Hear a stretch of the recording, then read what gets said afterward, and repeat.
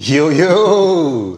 What's up, good people? The boys from Phantom Geek Zone are back again with another dope episode for y'all. As usual, Yep. I'm Izzy, I'm Riyaal. and today we're going to be breaking down none other than Captain America Civil War. And yeah, man, look, we're going to cut the whole did it live up? Is it this? Is it that? This is a great movie. It was when it came out, it still is, point blank, period. We're gonna jump right into what it is that makes it brilliant. And maybe before we get there, right? Of course, we've seen the movie, we're familiar with it, and all of that. Let's dive right into this, right? Okay. You're an Avenger. 2014, you're out in Sokovia fighting Ultron. A city ends up having to be exploded, literally, causing, That's 2 million immeasurable damage. damage. And then a mere 2 years later, your team is out in Lagos. Nigeria. Shout out Africa, Jollof rice. We stay popping in, dog. You can't keep Africa out the mix. And then we end up killing, so many innocent civilians. Wakandans, dog. Wakandans. The most advanced civilization in the world. We don't know that for sure. Yet, yeah. However, Africans nonetheless, innocents nonetheless. And then, the government steps in like, yeah, hey man, y'all are powerful, y'all have been helpful, all that stuff, cool. But this thing of just free roaming, it's coming to an end. Here's an agreement that, what did they say, 106 countries signed? 100, yeah, It's there's 100. yeah, it's over 100, definitely. And they like, we want to have oversight is an understatement. They use that term, but nah. Yeah. We want to be the ones to control We the want Avengers. we want to dictate terms. When and where you guys are going to get deployed. You're on nuclear warhead and we're going to point it. As a member of the team, do you sign? Yes or no, and why? Do I sign? Yeah. I would sign. Yeah, I'm Why? on Team Iron Man. Why?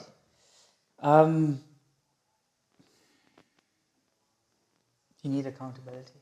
You need accountability.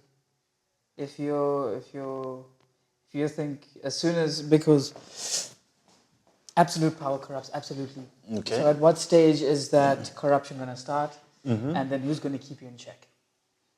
But isn't the government like the most common source of corruption anywhere in the world? Yeah, that's fine. But now you're operating outside of government bounds, outside of a defined scope, if you will. What's wrong with that? I mean, we're literally helping civilians. Look, not that people are not dying or getting hurt and all of that, but at the end of the day, isn't there more good than bad that's being done? But obviously, as a superhero, you're held to a different standard. You can make no mistakes. And in that, with that said, as a superhero, you can make no mistakes. Does becoming a government agent guarantee that though? No, but you have the support built in when you do make a mistake. Right? Whereas if you're only the Avengers, you've got Tony's money. Yeah. Fine. But you don't necessarily have the support. Yeah. And then the court of public opinion is going to turn on you very quickly. And there's no one to defend you, if it will.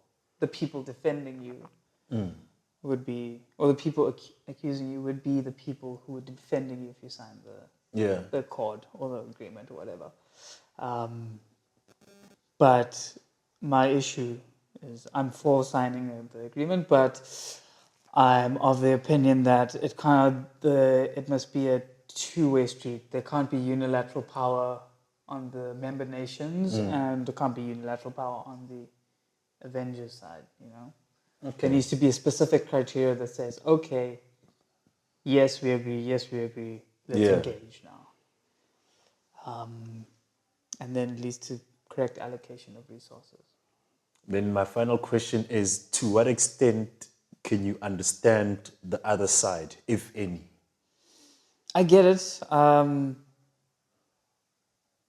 get the Captain America side as well. It's like, you know, it's like you said, we're doing more good than bad. Yeah. And you know, sometimes you don't want to push pencils, that ends up wasting time and valuable time that you could be using to save others. So I do see it as well, but the consequences thereof if you piss off a nation now, because this is an American team, right? And this American team goes into a friendly state, does what they need to do. That friendly state doesn't agree with it. Yeah. America is held accountable, not the Avengers. Damn. Okay. So yeah, I don't know. That's just me spitballing off the top of my head. Yeah. Not well thought out arguments, but But just like compelling nonetheless. yeah, we're playing kind of devil's advocate there. Yeah, because I honestly, man, I couldn't pick a side definitively. I see merits to both, yeah. sides of the equation. And I think that's kind of what makes it so such a compelling movie. And that's what I'm speaking to. Hence, opening with that, that question as far as would you sign or not? Because, and I mean, I've said this before, but it does remain the case even in this movie. The fact that whenever there's let's just say a conflict in the movie, the best way to make it stick is to have your viewers go through the same conflict. Yeah. If it's an easy decision, then anyone. You didn't really do anything, And dog, I can't tell you how many times I've watched this movie overall. In preparation for this, I've watched it about 4 times. Jeepers. Yeah. And I still don't have a definitive answer either way. Which again speaks to and I'm not saying universally everyone is, some are like, hey man, definitely sign, definitely don't. I'm just speaking on where I'm coming from and why I find it to be such a powerful question to raise. Because here's the thing, Sokovia and Lagos conjointly are the straw that broke the camel's back. But it's not the only element of the equation. When Secretary General Russ stepped in, he also showed them the Battle of New York. And the clip that he used was an interesting one because it's the Hulk smashing through buildings for no good reason. Yeah, uncontrolled and for no good reason. The Chitauri were like up there flying around in the streets and whatever. 3 different, what did he say? Washington, the Triskelion as well. Winter Soldier events. Yes. Yeah. They destroyed the helicarrier and then it just fell and then, the people in the city of Washington had to deal with it. So it's not only about relations with other countries, even internally, there is an accountability element that is required. But however, as our good old Cap said, now these are the guys that dictate when we need to go to, what mission and when, and what if there's something more urgent that we need to attend to, but which does not align with their agenda. So hence, I get that side as well. Yeah. Hence the conflict. Sometimes you want to cut the red tape out. Exactly. So I say that to say the premise absolutely brilliant, especially because maybe outside of Hancock, shout out Will Smith, say what you will, but 08 they did this first. Have we really seen or explored this discussion in other superhero movies, dog? Like as far as the accountability on the superheroes, Incredibles perhaps is another one. Which is part of what made it so amazing as well. But it's not the go-to elements to explore. Eh? No, it's not. It's always about we save the day, we just keep it moving. We save the day, internal conflict. But there wasn't a bit of that. There's a cost to heroism that people don't necessarily delve into. So I guess we did touch on it. Maybe Batman vs Superman, like that universe. Yes. Yeah, the court case. Superman is just allowed to do his thing, whatever. Yeah, but the same element does apply to even Batman. Never mind other superheroes, and as much as they weren't as explicit about that, because of course Lex Luthor wanted to target Superman. But so it does come up here and there, but technically, every movie should have, or every superhero universe Yeah. should have a moment where they address this thing, because it inevitably does, come about as far as consequences are concerned. So I think it was handled amazingly where the Winter Soldier is concerned. Civil War, my mistake. But we, of course, are going to get into the details and all of that. I just want to say from the get go, with that premise established, that this is why Captain America by far gave us the greatest trilogy in the MCU. By far. We can get to a point where, we explore, think about that, whatever, but top of mind before we continue the discussion, it's Spider-Man, Iron Man, Captain America. Those are the only solo guys that gave us a trilogy in the Guardians. MCU. Guardians is another one, my Thor gave mistake. us a fourology, Thor, okay. quadrology, whatever. Yeah, there's Thor. What else? I think that's it then. Yeah. Yeah. But none of these gave us three solid Strong, yeah. movies. It's probably the strongest Which is strongest trilogy. Yeah. That's my point. Trilogy, yeah. Because all the others, there's at least one movie is like, Yeah. yeah, but this one. Yeah. This has not only given us the strongest, but it's also an argument that it went higher and higher with each iteration. Yeah. It's a conversation. I know a lot of people are so beholden to the Winter Soldier, but there's a conversation to be had there. But yeah, I just wanted to throw it out there as a declaration. We'll see if you want to explore it, as a separate thing at some point. Yeah. Avengers 2.5. That's my next question to you, right? A lot of people, I don't even know if it's just a comment, an observation, or a criticism. Take whichever of the three. But they say, yeah, but this was Avengers 2.5, not really a Captain America movie. I can see it though. If they just called it Civil War, I would be happier. Because it isn't a Captain America movie. Break that down before I respond. Okay, first Avenger, he's the main focal point. He's got his big villain. Second movie, Winter Soldier, it's him coming to terms with his friend being alive again. This one, it's him and Tony coming to terms with their ideologies and how the team is affected thereof. So it's not solely a Captain America movie. So I can see where the gripe comes in. Yeah. I can see where the gripe comes in. That's just what I'm saying. So I acknowledge that. However, I'm still more than happy to call it a Captain America movie because his friend is painted as the villain, and the entire movie, he's defending the ideology of the Avengers being independent and also defending his friend from start to finish. Captain America it's a Captain America story that the others are partaking in. We don't need to, go too deep with it and all, but just as far as why I still view it as a Captain America movie. Yeah.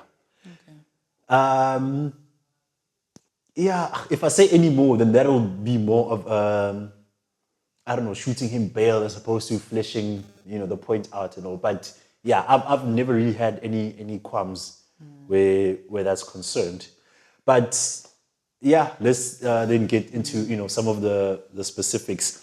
We also had this being the introductory of Black Panther. Quite a few characters. Quite a few, but Black Panther being, one of the standouts. Spider-Man too. What's your take, as this, I suppose, not necessarily retro, but like a reminder as in terms of Black Panther's intro into the MCU. I didn't realize how cool it was. Okay. Yeah. Are you speaking on when you first saw him, or maybe you say you forgot how cool it was? I forgot how cool the introduction was. Okay. Obviously, as a child, I had all the top trumps, so I knew who Black Panther was, and so I knew of Black Panther beforehand. Okay. But I didn't know how it fit into the whole story. Okay. So it was my first introduction into an acted out thing. It was actually pretty cool because it's kind of like out of revenge. Not because he wanted to, but kind of obligated to make himself present. Yeah. and he dominated. Like, yeah, Yeah, yeah, yeah. dominated. Just character wise, Ish. both super and non-super. So T'Challa and Black Black Panther. Panther. Yeah, Yeah, yeah, yeah. yeah. I mean, going toe to toe with Captain America. Dog. Uh, Cap's shield is unbreakable, but he may left a scratch on it. Um, Also, what is it? Going toe to toe with Winter Soldier. Yeah. Winter Soldier like took down Iron Man or whatnot. So yeah, just and also like the one scene that stood out is when they're all running in the tunnel, and you just check them Man. all just bolting. Man, don't get me started on that scene, Yeah. dog. You know? And then the whole fight sequence and not. Yeah. And then like just the coolness of just like nobody knows who you are, but you unmask and like everybody's like, "Hello, Your Highness." Oh, Your Highness. Yeah, yeah. He's yeah. like, "Oh, okay." You Tony Stark, and you didn't even have to say you're Iron Man. Yeah, yeah. So yeah, I really like the introduction. I think the character was portrayed well. Yeah. Good introduction into Wakanda, and then also just giving us seeds for the next Yeah, yeah. the next thing, the next big thing. Sure. So yeah, I really really liked it. Definitely showed a good power scale as well compared to the other teammates. Yeah, yeah, yeah. I don't know. How did you feel about it? Yeah, now for me, so I'm on the flip side as far as the awareness of Black Panther. No, I knew nothing. knew nothing, I remember there was a dude from Avasti actually. He randomly just popped up and wanted to put me on, and was like, "Yeah, no, Black Panther." It's like, yeah, he's like the richest guy, and that's that. I don't recall if it was before or after. It has to be before because, yeah, it was the time where I was unaware. So that was the one time I heard something about him. But I believe there was quite a gap. And then by the time I saw the movie, I'd heard, okay, this Black Panther name and all of that. And it's funny because, they'll always do that announcement like, oh, this actor's playing this person, whatever, whatever. I knew nothing of that. I didn't know anything about Chadwick Boseman before the movie. Yeah. And there wasn't a face for Black Panther to me before I started watching it. But that first shot, and every time I watch Civil War, it still kind of gets me giddy because the first time I saw him, he was at the UN with this blue suit and, he's kind of like standing like this and then they show him from behind. I almost get the exact same feeling when I see him. Is that, oh, this is him. Like nothing, there was no hint or whatever, but I just had an instinct. It clicked. Yeah, that, oh, that's him. And it was the same this time around. And then when he just turns, I remember I felt a presence from him. And that's not a word I use often because comic book movie or not, there's a handful of people that I ever felt that from. And he was certainly one of them, And I mean, afterwards, you obviously didn't know about the brilliance of Chadwick Boseman as a man, an actor, all of these other things, which adds to all of that. But upon seeing that first shot when he just turns around there, and I'm like, man, so the excitement was still there. Of course, now mixed with sadness, given his passing. That aside, I felt the presence every time he popped up, as you said, as T'Challa or as Black Panther, Yeah. And there's also that scene where he's just the running scene, in the tunnel scene, right? Speaking of that one, I picked up so many other dope elements from that. There's of course the running itself. I remember the excitement I felt when I first saw that. And then now I'm seeing other things. I'm like, yo, there's a part where, remember Bucky? There's a guy with a motorcycle. Bucky grabs the bike. yeah. He turns it around, jumps on it, and then rides. That was cool. Then as Black Panther's chasing Bucky. It grabs him at the back and... Yeah. Kind of from the back, and then he spun it around, and then he jumped on the bike. And then as he's riding off, Black Panther chases him. He's grabbing him, and Bucky wanted to like throw him off or something. And then Black Panther flips up. Instead of falling off, this guy was running on the ceiling while holding onto the bike. I was like, yo! So there's like that cat-like agility that comes in, Then there's Captain America, who he had hijacked the SUV.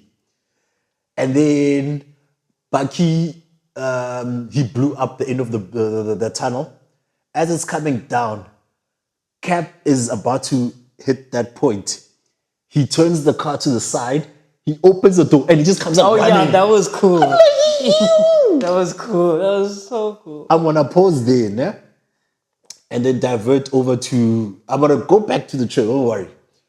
I'm gonna divert to the Russo brothers because they directed this. Shout the hell out to the Russo brothers. There's a. In as much as they only started with Winter Soldier, right, as their first MCU movie. Every time these guys touch an MCU movie, there's a tactical and practical element that they bring to the fore, you know? Granted, by virtue of being a Captain America movie, you need that to be at Grounded, the forefront, yeah. But with them, it becomes so much elevated. Even if you consider the jump between the first Captain America movie and Winter Soldier. And with this one, yet again, you feel that whether it's the fight scenes, whether it's like the realism of the shots, so many different things, man. The practicality of the stunts instead of being, you know, too fantastical and too ridiculous. And those scenes that I mentioned now with the tunnel, you know, from the running to, you know, the ceiling run and Captain America jumping out the car, that was three of so many other moments where that thing, you know, was brought to the fore. But okay, back to then Black Panther. His presence, and I like how they sprinkled him into the story. Because at the end of the day, it's not his movie. Yeah. They're introducing him, but every time he popped in, dog, no matter what he's saying, there's that part where, because remember, once they got him in, technically, you know, they're like arrested. They're like, no, you're not going to prison cell, we gave you an office, whatever. I mean, it's your highness. So no matter what the initial plan was, you gotta, you know, show some respect. So as they were leaving, Natasha steps up to his bodyguard, and then the bodyguard says, "Move, or you will be moved." And then, you know, because he's also got that swagger, the way he walks. He steps in, second greatest walk after Denzel Washington, by the way. But anyway, he steps in and he's like, as entertaining as that would be to watch, I'm like, yo! Ah, dog. So this guy is like, yeah, man, he was just so cool. He was so, like, there's so many marks he hit at the same time, which were incredible. I also like how whenever he's in a fight, nah, they do this thing where his thuds, so to speak, are so nice and silent. You still hear something, but it's very faint. And that pays off when you watch the. Plus, him being a big cat, you know, Black Panther, like Cap would jump in, goo-goo. Buggy would jump in, goo-goo. And then Black Panther, I'm like, ish. Those, you know, small little attention to details. And the last thing I'll say about him, I love his suit. When it gets to, like, you know, Iron Man, the more movies he appears in, the more fake his suit looks. Yeah, that thing grinds my gears, man. There's someone else whose suit looked a little too CGI for my liking. Oh, I forgot. yeah, in this one. In this one, yeah. Oh, Spider-Man. Here and there, it has those elements. But Black Panther, I like, again, it looked very real and rugged and all of that stuff. So yeah, he was an amazing highlight. And then, of course, the other one, you know, as far as the newly intro dude, Spider-Man. on the ruse, you know, this is, you know, when we get get to see for the very first time, you know, Tom Holland as Parker. Spider-Man, you know, the greatest Spider-Man. But we'll get to that one, you know, when the time comes. I'm not going to say more. I'm not going to say anything more on that. So yeah, man, Tom Holland, you know, how did it feel to like hit a young rewind to where it all started? Yeah, it was nice. It was really nice. I guess the thing you're always expecting is Uncle Ben to be dead, and he is. But I don't even know if he is. I don't know if Aunt May is just single. There's just no Uncle Ben. But and, But then it's also like Aunt May is hot. Come on, know? man. It's hard to believe she's someone's aunt. So there was a little swervy there. That's always a nice one. But even just the feel you get of Tom Holland. You know, he feels like your friendly neighborhood Spider-Man. Yes. Yeah. And even what was it? Tony was saying you want to help the little guy. Like that's the feel you get from him. Yes. Not because he is a little guy. It's probably my height. It's just his heart, man, the way Yeah. it comes through. Yeah. So, but both of them, like Black Panther has that I'm a king presence, Yes. whereas Peter Parker It's what has I'm a kid I'm a presence. kid. Here we go. Yeah, I'm a kid presence. Yeah, yeah. I'm out of my depth. Yeah. I'm still learning my stuff. But okay, I'll go with this random billionaire. Yeah. Go fight people. Yeah, so I really enjoyed it. Really had his time to shine in the fight scenes. Yes. Taking it toe to toe with Captain America. Listen, man, the New York boys, yeah. Queens versus Brooklyn, Yeah, Queens versus Brooklyn. Yeah. It was somebody else that he fought in the sequence. I can't remember. It was Falcon and Bucky. Yeah. Poor Falcon. Falcon just be taking L's from everyone. Just take L's. Hey, dog. Yeah, because it's like, how do you know Scott Lang? It's okay. So I really enjoyed his introduction as well. It wasn't a long introduction, but as much as you need. Yeah. And I guess they also established the relationship. Yes, the Tony mentorship with yeah. Tony. Yeah. Yeah, man. And we know Aunt May can't cook for shit. Yeah, no. What was it? Walnut meatloaf? What? Walnut bread. Yeah, it was a meatloaf version, walnut inspired. Meatloaf. Meatloaf inspired walnut concoction. Yes. Anyways. Yeah. So, with those two, being of course the highlights as far as the new peeps that they brought in, I want to get specifically into the Civil War element of it. There have been times before where we criticize, the subtitles of movies like, you guys called it this, but it didn't really live up to it and whatever. Funny, including Winter Soldier, Yeah. But I think, this time around, it could not have been more apt. Yes. Yeah. Yeah.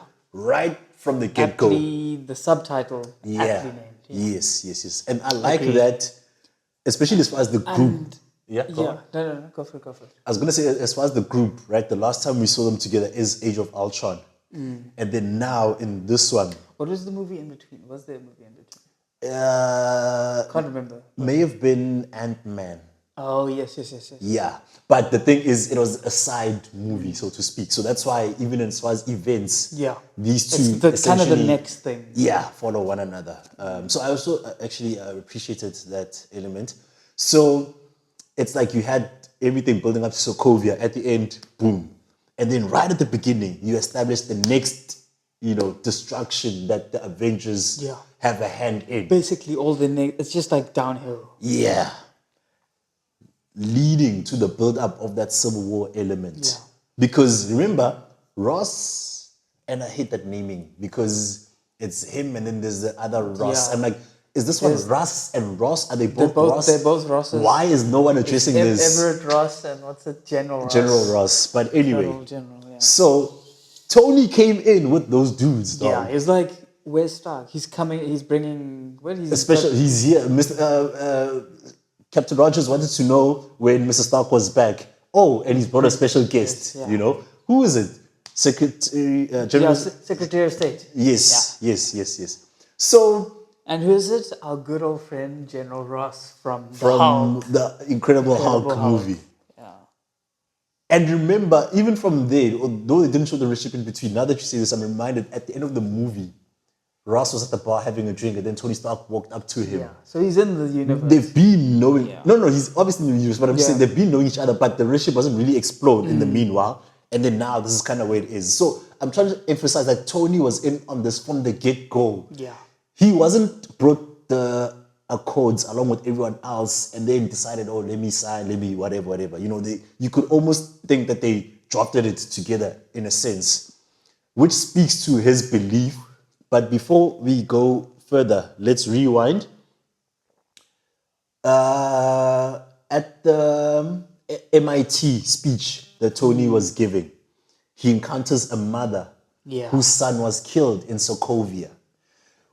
Rewind further back, New York. Tony had PTSD after falling out of the wormhole. We saw those events unfold in Iron Man 3. And then there's the Sokovia thing. Before Sokovia, the creation of Ultron. Yeah, was because of Avengers. And that's the thing. If you really think about Civil War and the sheer brilliance of this movie, dude, the payoff, it's not self-contained. This goes all the way back on both fronts. If you think of Captain America and Iron Man, So I'm just trying to establish the history behind why Tony would actually, agree to signing this thing, co-drafting it, damn near. There was that PTSD that he went through, and then after that, he's like, man, okay, maybe let's create another entity to assist us so that we don't even have to get to that point. He creates Ultron, and then that leads to the destruction of Sokovia, and then he wasn't actively involved in that Lagos incident, but I mean, he's an Avenger, so yeah. He doesn't even have his suit on, Yeah, well, he even called himself retired, active and out of what? Yeah. Non-combative, active, non-combative, right? So he's got he's gunshot. Yeah, he's decided to take a step back, and then and also Pepper left him. So he's going through second midlife crisis, the fourth midlife crisis or something. Like man's been going through it, and this feels like, dude, with all the stuff I have to carry on my shoulders, perhaps because he doesn't see it as oversight. He sees it as working alongside the government. Like, yeah, man, let's share the load, share the responsibility. Maybe an extra set of eyes could, actually assist us in this whole thing. A voice of reason here and there. Exactly. Contrasted with Captain America, whose friend is at the center of this thing. And just out the gate, people are like, okay, we got to go and get him. And he's like, nah, man. Let's go. Let's talk to him. But that's still not the agenda of everyone else, which I think kind of speaks to his stance, So for me, that Civil War thing, that's kind of what it speaks to from my perspective. And for you, you also say, you agree it's aptly named. Is there any other points you want to add on to that? Yeah, I liked it because you think Civil War, lots of fighting, actual physical fighting, but it was a lot of battling with your own ideologies, and then a lot of slow burn Civil War, and yeah, we say villains and whatnot, and there was an out and out villain here, who's just a normal man who beat the Avengers. So it's like, yeah, how do you stop an unstoppable force? Yeah. Yeah, so I really liked the slow burn nature of it. Yeah, it took their time for them to actually blow up and get to the stage where they have to throw fists. So I think that's it for Civil War for me now. And the tension was built. Yeah. And when you think everything's going right, it didn't. And I mean, of course, went on a whole thing explaining how it traces back to, the first time we see both, Cap and Iron Man. But to reiterate, even the conflict between them from Avengers 1, there's been a bubbling. Age of Ultron, it hit a whole other level. And then now it's literally gotten to fists, So I definitely agree that the emotional turmoil, the conflict, is a huge component. Because they do consider each other good friends, And speaking of good friends, right? We then have our reveal as far as even a special shout out to the evolution of the scene itself, dog. The car crash. Because the first time we see the crash, okay? And then the next time we see the crash, but they're taking something out the boot. Yeah, we see him grabbing the juice there. And then we see him grabbing the juice and then killing Tony's parents. So it's like, it's almost like a symbolic element of the slow burn of the rift that's been, building between Cap and Iron Man. And yes, we say Captain America, but obviously we say that representing even the people, on both sides of that team, general ideologies and, where the conflict arises. Now it's like, okay, on the government front, and remember, Cap was close to signing. He's like, but hey, man, we gotta talk. terms and conditions. Like, yeah, look, whatever you want, and and then he's like, yeah, look, we'll reinstate you and Wanda. It's like, wait, Wanda, what's going on? Nah, man, just confined at the compound. And that's, it's almost like a catch-22, if you will. Like, one, Tony's clearly not trying to manipulate Cap. Yeah. Because he would not have said confined. But in an avoidance of manipulation, he revealed almost too much. And Cap is like, Tony, every time. So this is exactly what I'm talking about. And Cap is like, nah, actually, we're not signing this thing, right? Done with it, yeah. There's that underlying, even in the friendship, there's that underlying, constant rift between them. And yes, see, man, what bigger push do you need than for it to be revealed that the Winter Soldier is the guy that killed Tony's parents? And you knew all along. Your best friend knew all along who killed your I parents. didn't even know about that part. Yeah, Like- because Iron Man asked, like, did you know?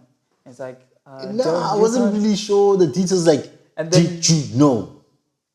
Yes. Yeah. Without Cap knowing, this is already, oh my God, what are you talking about? What do you mean? This is the guy that killed your parents. And we know of particularly the daddy issues side of Tony Stark, the complicated relationship, the passing of his parents, and how that, like maybe the first crisis he went through and whatever. But now, one of your best friends knew and he said didn't say nothing. nothing. Number one. Number two, at He's every protecting- turn, he's he's protecting been the killer. protecting the killer. Yo! That's where I don't even want to ask the question of what would you do, but I feel like anything is acceptable, dog. Forgiving him is acceptable. Killing him is acceptable. Fighting him is acceptable. Ending the friendship, everything. Because it's like, dog. Yeah. And here's how much that meant to Tony, right? When Cap is trying to defend him, he's like, I don't care. He didn't say he killed my parents. He didn't say he killed my dad. He said he killed my mom. That phraseology, dog, everyone knows, man. Do and say what you want, whatever, but Don't mess with the do guy's not talk mother. about my mother. That's like rule number one, dog. So I think, man, the way that they built this Jenga tower, Yeah, so it can fall to down. then just flick it there so swiftly and so brilliantly at the end. Yes.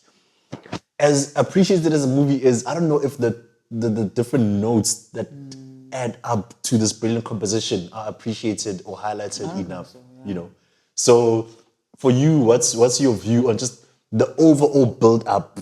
Like looking at where they ended up off with that big fight, and everything that came before. I think it paid off. Like, yeah, it, like, how can I say? It was always Zemo in the background and Yeah. then more of the Accords being at the forefront. Yeah. And then it kind of like, you know what I mean? It like kind of like started and then sort of crossed and then, Yes. you know what I mean? It's like, yeah, one became Because it wasn't just irrelevant. one thing Yeah. that was causing the fight. Yeah. There was an underlying issue that was causing the fight that eventually came out and Yes. resolved it maybe, but also just to see how easy it is to manipulate the Avengers was insane. Because here these guys, they stopped an alien invasion, they've stopped an unstoppable AI, and to be defeated by one man with a little bit of army training. Yeah. And conviction, I guess. Yeah, because like, did the Avengers win? No, they didn't. Who won in this movie? Zemo. I mean, homie said Zemo won. An empire toppled by its enemies can rise again. Yeah. But the one that comes from within. Yeah. Yeah, that was hella brilliant, man.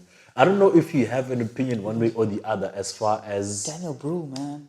the Man whole. doesn't get his flowers enough. Before we get to him, right? One last thing on the whole Cap, Bucky, and Iron Man triangle. Aw.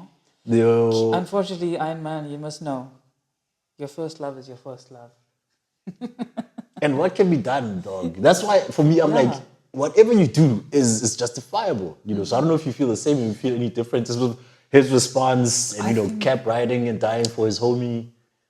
You can't, like, I would do all of those things in that situation. Like, Yeah, that's the part I wanted Yeah. to get to. Yeah. I would definitely do that. Like I'd die for my homies. Like okay, maybe pull up my fingernail and I'll send it out. But you know what I mean? Like as long as there's no physical pain involved, Yeah. die for the homies.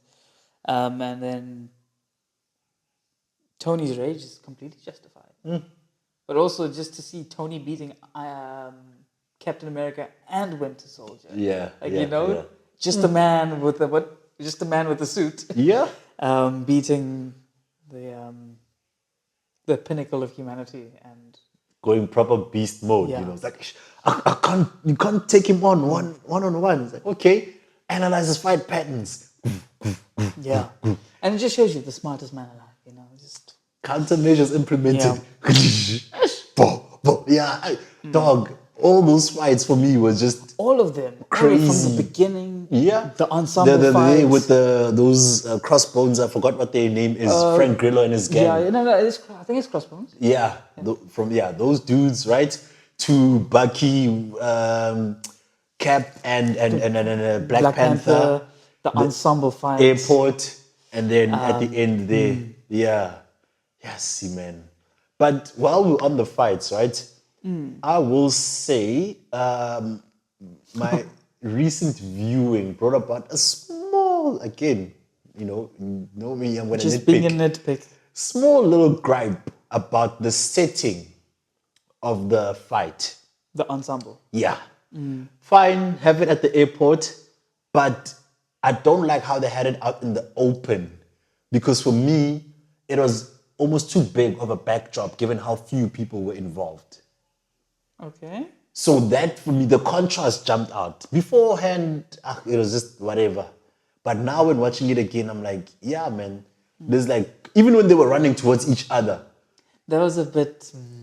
Exactly. So for me, what you felt in that moment, I felt in a lot of the scenes. I didn't have too much of a gripe with the setting. So again, I also watched it multiple times. So as I go on, I'm like, fine, keep the airport. If it was inside somewhere, it would have definitely helped that. You could bust through a wall, then continue outside. But I think the backdrop didn't really work for me.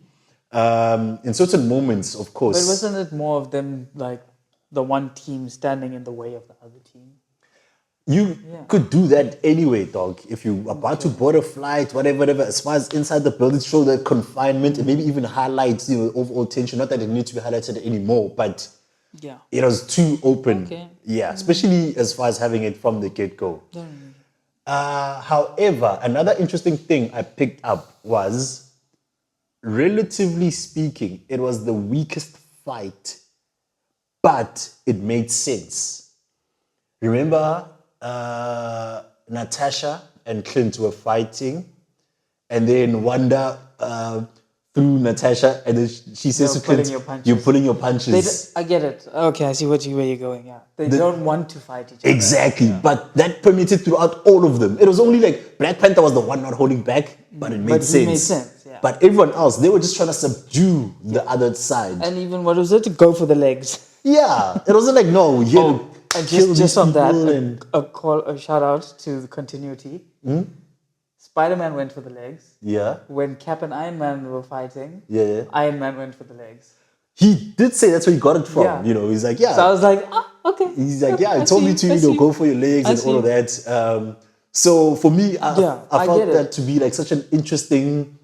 I don't know what the phrase is. Scene, but yeah, we're not there to kill one another or lay each other out. It's like, no, man, we just want to put a stop to this. And so that's why it wasn't the most hectic.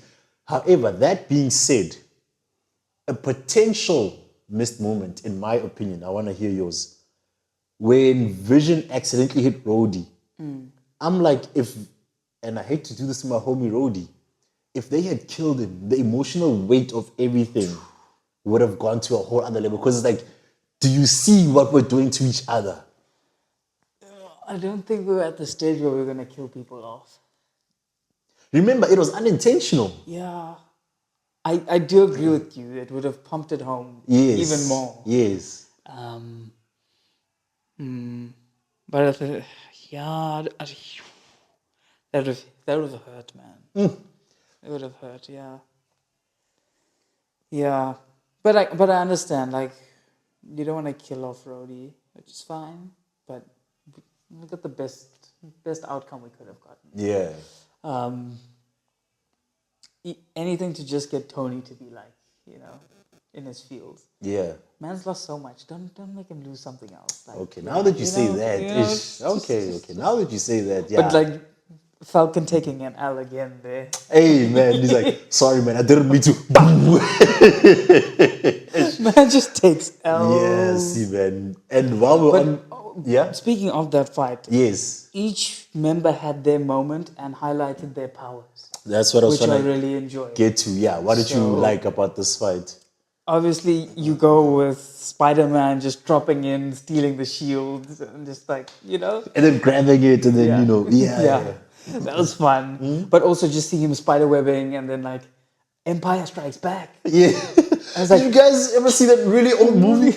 Damn, Tony, how old is this kid? yeah. And then it was like, the kid may be on something. Yeah, But, yeah, like, yeah. It's cool to see that, yeah, Spider-Man's got all the powers in the world, but he's also thinks. Yes. That Ant-Man getting a shine, like, are you strapped in there? Yeah. Shoots him in the air. I'm good, arrow guy.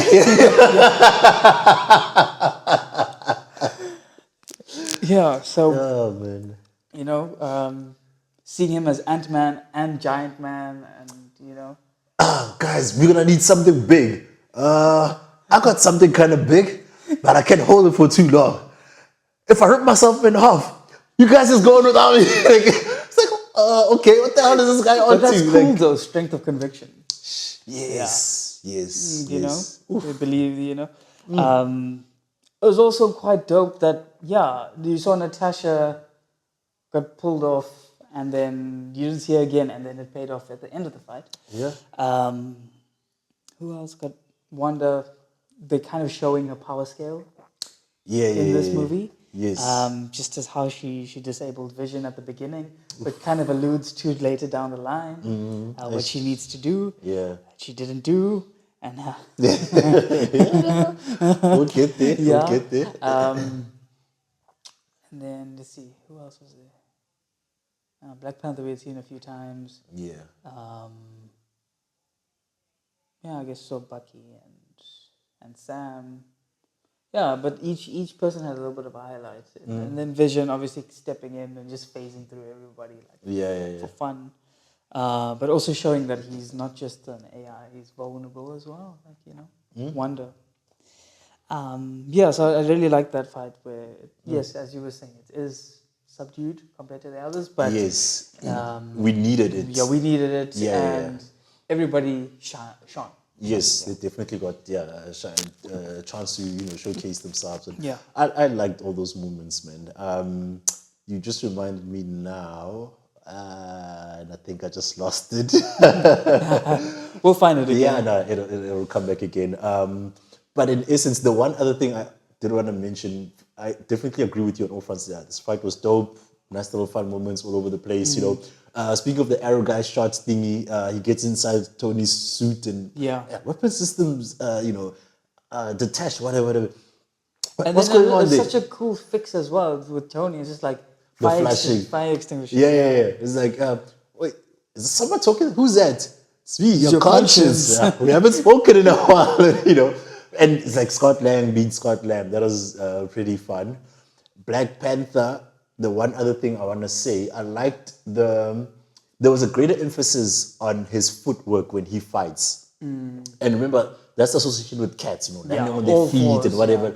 So yeah, it was a fun little detail that I enjoyed in that. The thing I wanted to say is Vision.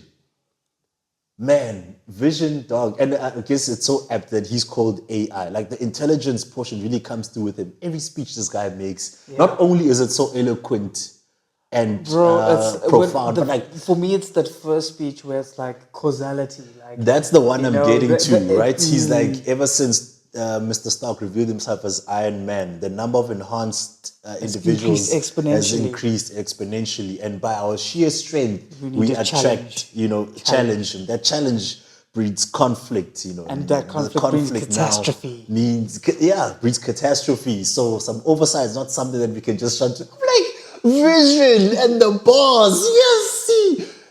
this guy in the booth or something because yeah. And from the moment we saw him, man, in Age of Ultron, even here, there's so many instances when he's talking to Wanda, and even just the build up to what they Yeah. eventually become. He's like, Wanda, no one really fears you, and he's speaking about that. No, it's They're the scared idea of for you. It's just it's not, was it amygdala or was it something else that he mentioned? Maybe the amygdala. Yeah, it's the natural response, from the amygdala. What about you? My amygdala is synthetic, so but whatever part of, Or like, yeah, it's like even just the ability to actually soothe and calm her and that sort of thing. paprika-ish. Yeah, Paprika-ish. paprika-ish. It's like, yeah, I don't know what this is, but let me I've just never go, eaten food in my life. it's like, just blocking. And that little fun scene when he faced through the walls, like, Vish, we spoke about this. Like, no, but the door was open, so I thought, never mind, He's such a fun and interesting character. And what's your take, dog? This time around, I saw when what happened now?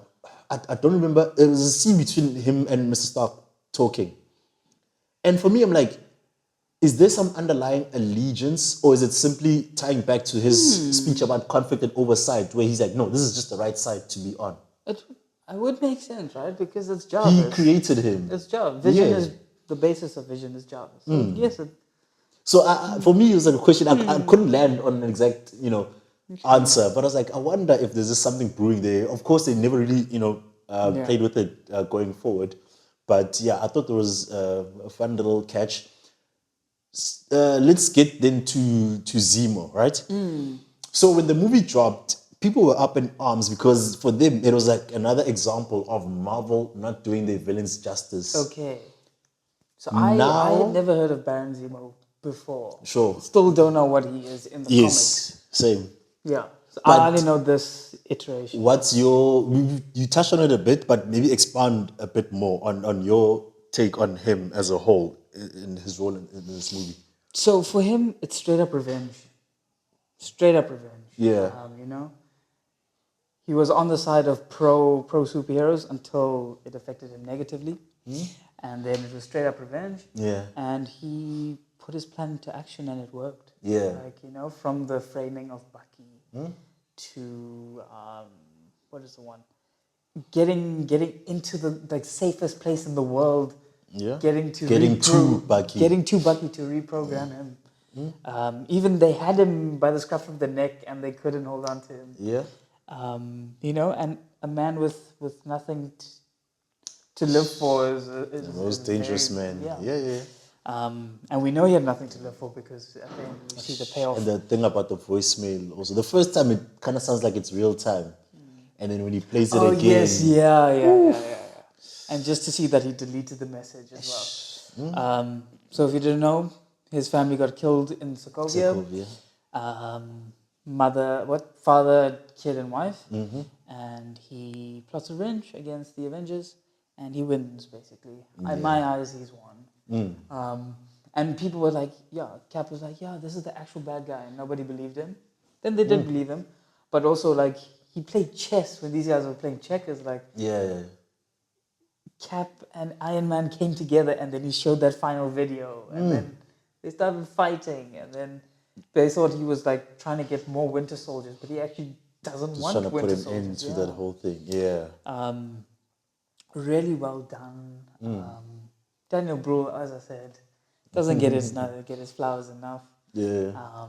You've seen him here and there. The one I remember him from most frequently is Burnt. Oh, okay. Bradley Cooper's a chef, and he's the He's in there. he's the restaurant owner or manager, or whatever. Oh, okay. For me, it's always going to be Inglourious Basterds. Oh yes, okay, of course, yeah. It's been a while since I've seen that one. But he's always good. And and just to see him at the end where he's trying to kill himself, and then shout out to T'Challa's monologue there. It's like, I see you guys all consumed by vengeance has consumed you. Oh yeah, but it will not consume me. I'm tired of letting it consume me. Eish. So that's the moment he let his own go. Yeah, so. he let his own go because that's the thing. At the end scene, he was there. He just didn't involve himself in anything. He was just like, I just want my revenge. And he didn't let the man have his moment. You know, stopped him from killing himself. So a man, as you said, a man with nothing to lose is a dangerous man. Yeah. Proved his point. Yeah. Did what he needed to do. I don't know. What more do you want to say? Like, we always say, like, yeah, you know, was the villain, you know, how's the villain in this one? Motivation and Motivation was there. Yes, didn't have a lot of time, but made it count. Yeah. And counted. And, you know. For me, I'd say Avengers lose a lot, hey? yeah, no, they take lose a lot. good number of knocks in the teeth, you know. Yeah, so I don't know For powerful what's beings. your... My take is that his story was, let's say, 80% well crafted. You know, maybe even up to 90. There's a young little 10-20% I have a gripe with. So again, everyone was like, yeah, no, as a villain, it wasn't strong. Blah, blah. And then when I watched it now, I was like, oh no, I don't care about that argument because it wasn't about a villain. Yeah, he was just the conduit. It's like a catalyst more than anything. Yeah. But he wasn't a catalyst to what's the word now? It didn't just pop up in like a quiet room or quiet reaction. It was already bubbling, and then you know he just added a bit more to the flame. However, there were certain opportunities that were missed as far as fleshing out his backstory a little more and getting us to believe that he could do what he did. My thing is, all they said was he was in a special forces. Special forces, dog, it's a guy with a gun. Now, I'm not saying these guys are not smart or anything like that, but they're very tactical when it comes to war, you know, situations and all that. Cool. But that's not all that this guy did, right? There's the art of war element, sharp. This guy built a bomb that he could get outside of the UN buildings. Is he a soldier and a mechanical engineer or a chemical engineer? What's the story? Is he a scientist? Does he have someone that he was, you know, so those little joining pieces I was missing. The other was, what's the other one? I guess maybe just a little more as far as how he discovered what he discovered. Okay, no, on that one, fine. He did say the inception was the Hydra files that were released. Yeah. He took his time going through them, decrypting. Cool, that's fine. But like I said, the bomb was still one thing. And arguably the biggest one for me is they said in his apartment, they found the mask, the Bucky mask that he used. Remember, you mentioned he deleted that voicemail, which meant everything to him. It's the last, you know, memory, so to speak, that he's got of his family. He wanted to kill himself at the end. So for him, it was like one mission. Once that's done, I'm out. Why they not dispose of the mask? Or did it not matter anymore because he had done what he wanted to? But at that moment, it hadn't necessarily been fulfilled. So that for me is like an odd little. It was almost too convenient for that, you know, piece to be there. It could have gone a whole number of ways as far as revealing that he was that guy. Other than that, I never saw him as like the villain. It was always about the conflict that's brewing within within this team and these two guys, Iron and Cap. But that aside, the destruction element alone and them being held accountable and then people choosing a side, that is kind of what the main story is. So I don't know. I feel like people wanted Zemo to be more than what he was meant to be. He was exactly what he needed to be. Yes. He wasn't the villain. He was instigating the problem. So it's like the visions, so to speak, happened to align. Like he wanted to get them back, and then when this conflict was arising, it kind of presented the perfect, you know, opening for him to just jump in. I don't know if there's any other highlights you want to get to. I think no, I think that's it for me. Yeah. Just a shout out, Iron Man's suit ups are always pretty good. Yeah. The one in the plane or the helicopter with thingy, the button. and then even how he just jumped out and That was, you know, those are always good fun. Yeah. Also, just Cap understanding that he has to leave the world behind. It's like my dad built that shield, and then he just drops it. And you don't deserve it, and even how it highlighted, I don't know, man. It's like Tony's rage also. Remember earlier it's like on, a kid, like he lost, but he's still like, Hey man, bring my ball, you know. Yeah. There was that scene where Cap almost sighed. He's like, "Oh, you knew my dad? He never mentioned it, you know, only 1,000 times." Like that little jealousy thing, and then that was kind of like the peak of it at the end. And I think they kind of kept it off so nicely with, "No man, give me back my dad's shield." Actually, anything else? No, I think that's it for me. Yeah, I think Nothing that comes to mind. There's from obviously there's plethora of there's things, but definitely a yeah. couple we could get to, but yeah, I'd say the main ones have definitely been mentioned. Uh, I've touched on a low light or two. Is there any others on your side that jumped out? I don't really have that many low lights. Yeah. Yeah. I enjoyed it from bookend to bookend. Yeah, I don't have anything top of mind that I haven't already mentioned. A few fun facts, you know. Yeah. One is, remember Zemo, right? He took the place of the other psychiatrist, and then Oh, is it one of the brothers? it's one of the brothers. Russo brothers, yeah. And remember, in Winter Soldier, we had one of the brothers be the counselor, whatnot. There was that support group for soldiers. Oh yes, yes. You would think this is the other brother. No, it's the same brother. So they've clearly designated a cameo king within the two of them. You know that, hey man, if we want little cameos, you always gonna be the one to take it. So I was like, hi man, why is this guy? But you know, Continuity disproven. and sticking with the Russo brothers, at the airport, there was a staircase. So you know there's that staircase that you use to get onto the actual plane. The one with wheels and stuff. Yeah, so they had that they showed. And I remember the first time I watched this movie at the cinema and everything, I was like, that staircase reminds me of, I was like, nah, it can't be. Arrested Development. Yes. It reminded me of the staircase in Arrested Development. I was like, no ways. No, man.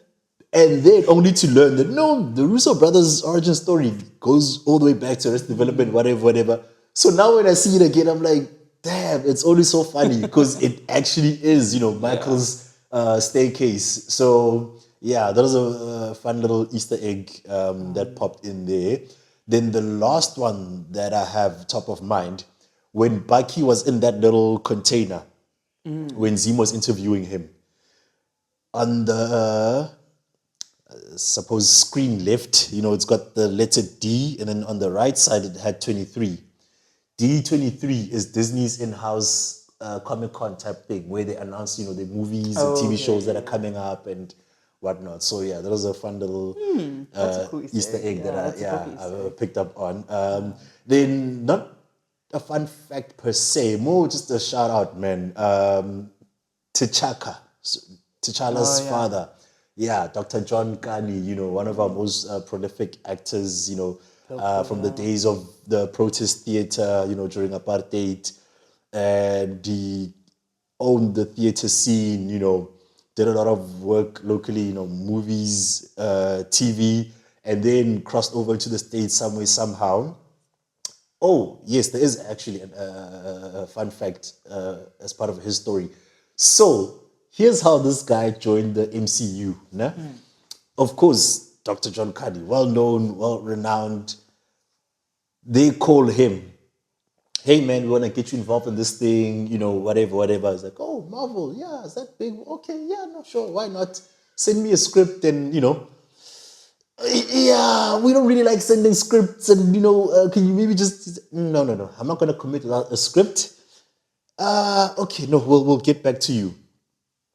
They do the Marvel thing. They send him a script on some Mission Impossible type thing, you know, this thing has to be read within 30 minutes and then it's gonna get, you know, destroyed, whatever. Homie's too busy and, you know, again, prolific dudes. Like, who's gonna rush to Don Cheadle, nah, when called in to replace Terrence Howard, he had an hour to decide and he was at his kid's birthday party. You know, you can't pull those stunts with Dr. John Carney. So he was like, yeah, no, email it. They emailed it. He couldn't get to it, didn't get to it for whatever reason. And then, yeah, the email like disappeared and whatever. Like, oh, well. And then they came back, yeah, no, man, listen, we really want you. Whatever. So they still found a way to make it happen despite of all that. I'm like, yo, what a G, dog, Shout what a out. G. You know, Shout so out. yeah, man. So with all that established, what's your rating out of 10 for this one? I'll say 8, eh? Yeah, Yeah. 8 out of 10, man. Yeah. man. 8 out of 10. I probably came in as an 8, but throughout the conversation, I'm like, this might even be a 9 for me, man. Like, nah, this movie was, nah, this is something else. And bear in mind, it's one of the ones that even publicly have always been praised, you Yeah. know? And I think watching it again just kind of took it to a whole other level, discussing it even more so. So for me, yeah, it's going to be a 9 out of 10. I feel like, no question about it, it's making it into the top Yeah. 5. It's just a matter of where. Where? Let's break it down. First, Iron Man 1, Yeah. The Winter Soldier, The Avengers 1, 1. uh, Age of Ultron. Age of Ultron, and then Guardians 1 and Captain America 1. Tied for 5th, yeah. Yeah, that's definitely falling off. Yeah. Yeah. So where do we place this? I think I have a rough idea in mind. I want to hear yours if you've got one yet. Yeah, I or- want to say 3rd. Yeah, I'm also Third, thinking. yeah. Yeah, I'm also thinking Better third. than Ultron. On par with Winter Soldier. That's where the conflict is. Yeah, between Winter Soldier and this. No. Is it definitely not number 1? Is that also what we're saying? Because I feel like we may be at a point where And replace it that number conversation 1. is on the table. Hey, I don't think it's number 1 for me. okay. Is it number 1 for you?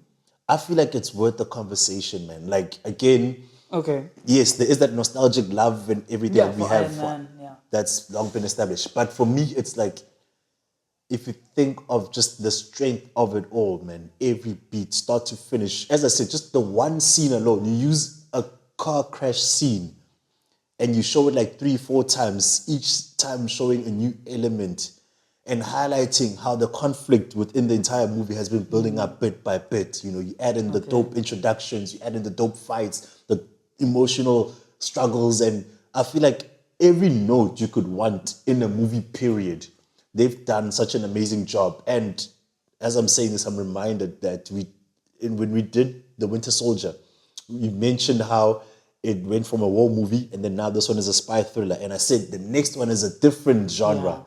And I wanted to highlight that as well. This is now, a political, And an ensemble as well. political ensemble drama, basically. So for me, I'm just like, the way everything just tied so nicely together. And a metric I always like to use is when you think of the low lights.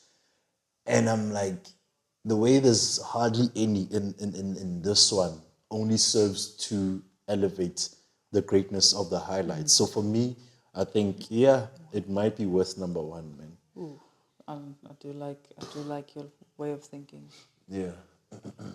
I don't think it's 1 though. I'm happy to do number 2. Number 2. Yeah. Okay. Yeah. Number two. Yeah. Because you're still talking, Obadiah Stane with the first one. Obadiah Stane, talking, man. the beautiful chemistry between all the characters. Yeah. Of the 2, which one would you rewatch again first? For me, it would be Iron Man. It's an easier rewatch for sure. Easier but rewatch for sure. Definitely happy with either one, And for now, I don't want to use this as an automatic win every time, but for now, I will say how Iron Man stands so amazingly as a standalone. I can see that having the edge in this case. Yeah. Whereas here, if you just... This is a their first, culmination of everything. Yeah. Granted, they do... Some other culmination movies will come along. Yeah, but they also do their part as far as trying to highlight, the relevant elements of the backstory, whether or not you've seen them. But I think 2 is a comfortable spot for me to place this one. So we'll have Iron Man. I think you won me over. I'm happy with 2. Civil War, The Winter Soldier, The Avengers, and then Age of Ultron. Yeah. Yeah. Hey, these are some movies that are going crazy, dog. Like, they're taking over this top 5. But I mean, deservedly so. Yeah, So I mean that's the highlight of Marvel, right? that's the thing. Yeah, worlds are gonna come together. They had a vision before everyone else, It has and to. they executed that vision. Yeah, it has to. It has to. Mean something at the end of the day. Then that's pretty much it from Yeah. us, man. Shout out for sticking around as Hey, per if you stayed here, usual. well done. Yeah. Hit that like, hit that subscribe, hit us up in the comments as far as where we stand. The top five is also, and usually we emphasize, what you think of the story or whatever, but even our top five, if yours is a little different, if you agree, follow us on Instagram, Instagram, yeah. Phantom Geek Zone, where you see this logo. That's where we're at. Otherwise, that's it from us for today. We'll catch you at the next one. Peace. Peace.